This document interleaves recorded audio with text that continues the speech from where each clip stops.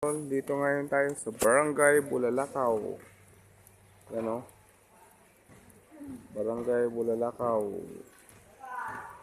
Barangay Hall Bulalakaw. Sakop ng Batarasa. Dito idol yung pinaka malaking pinya. Ayun o. Pinaka malaking pinya sa buong Palawan.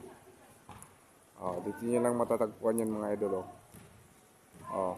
Kung maghanap kayo ng mga pinya mga idol, dito yan. Dito nyo yan idol makikita.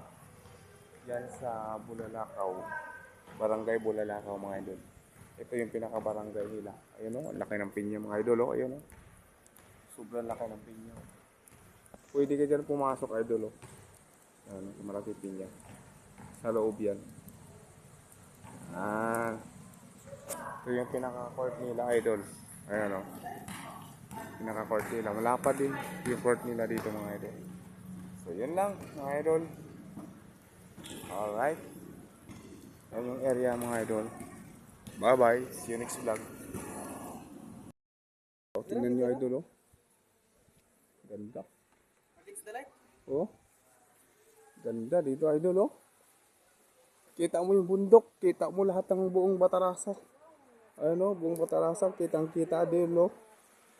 Overlooking. Kitang-kita mo lahat mga idol oh. Ayun yung entrance mga idol oh. Oh.